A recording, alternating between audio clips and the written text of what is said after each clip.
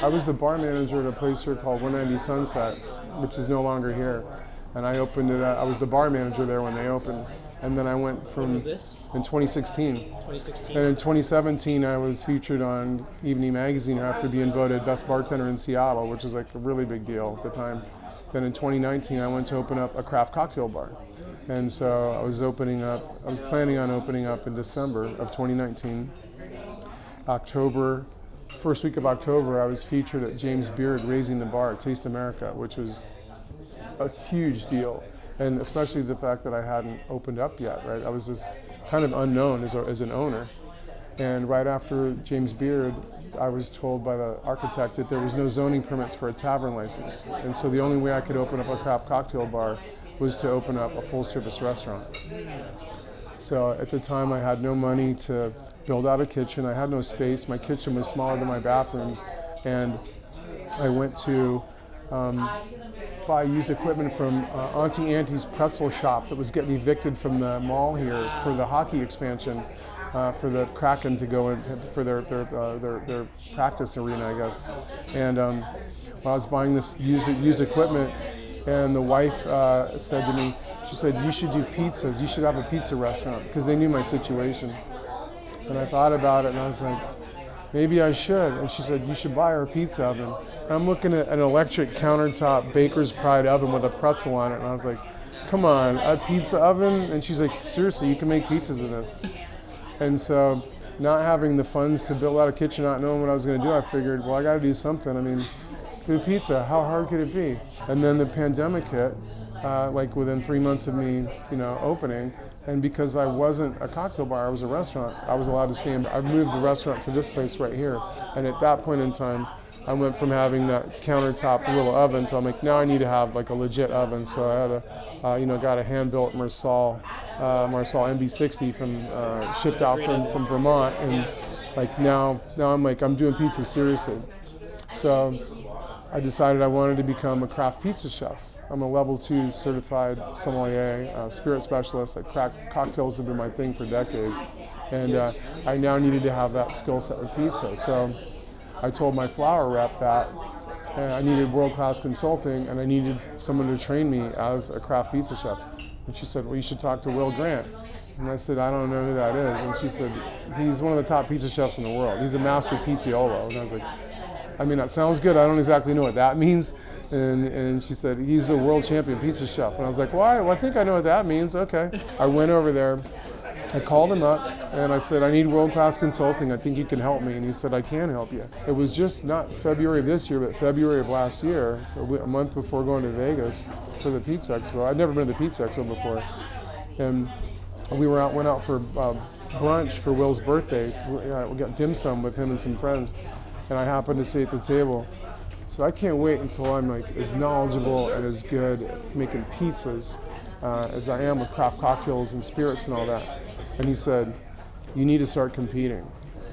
And I was like, I think that's the opposite of what I just said. I was like, I don't know about that, man. I haven't been doing this for enough years. I haven't put in my 10,000 hours. I haven't mastered the craft. I have so much to learn. And he said, no, but he said, you're an expert at making the pizza that you make.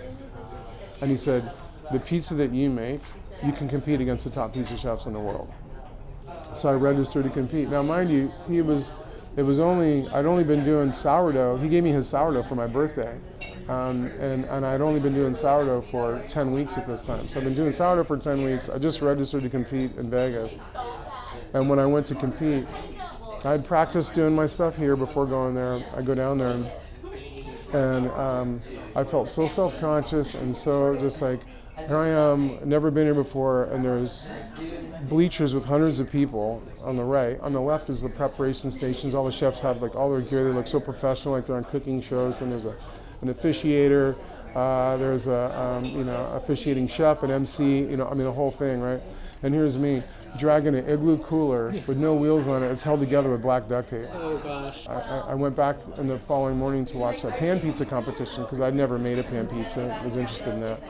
While I'm watching the pan pizza competition, I hear Will yelling across the bleachers like, Niles, get over here, you gotta see this. I walk over there. I'd walk by all the scores from the day before from my competition. And he's like, I knew you could do it, man. He's like, I knew you could do it. I'm so proud of you. And I look up and I said, wait, you better take that down, dude. They're not going to think I take this seriously. Like, I thought he was doing a joke, you know, and put my name up there. And he said, I didn't put that up there. And I was like, is that a big deal? And he's like, yeah, dude, these are the top pizza chefs, man. He's like, you come in with your duct tape cooler, dragging your cooler in, like he's like, this is a really big deal. He's like, really, really big deal. It's like, good job, man.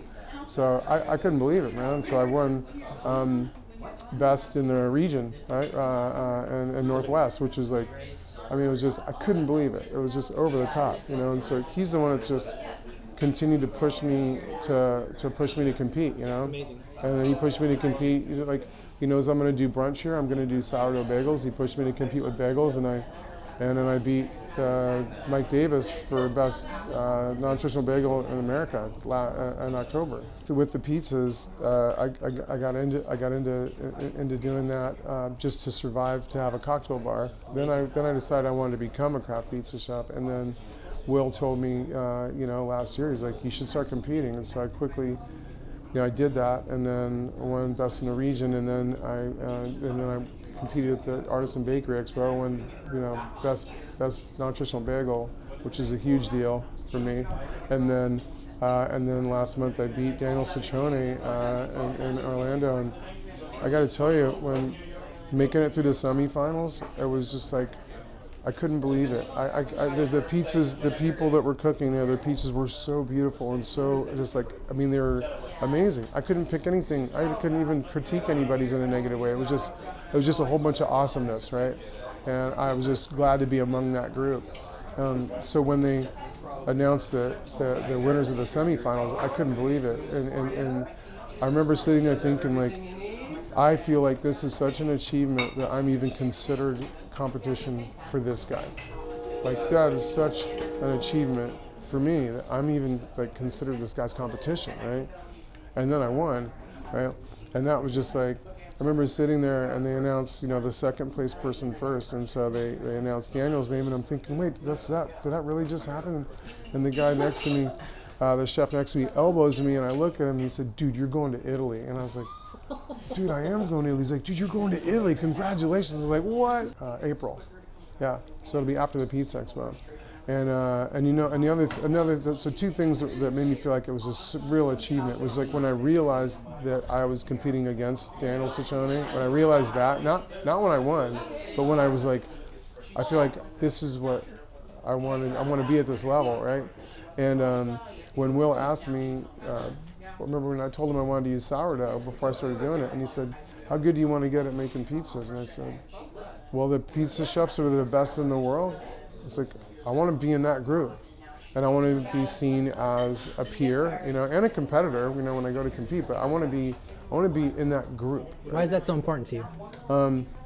That's important to me because to be around and among that group, for me, it means that I have the aside from the community and the camaraderie of that, I cannot think of any higher education I can get than actively cooking against and with the people that are at the top of their game, right? Because I consider it, I'm a student. Every time I go to compete, I'm learning. I'm like learning things that I like that I do or that I want to change. And I'm seeing things that other people do, and I get inspiration and I get feedback and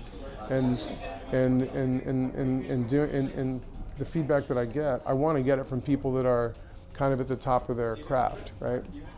So for me, I feel like I get the most enrichment and the most fulfillment and the most value out of being around those people.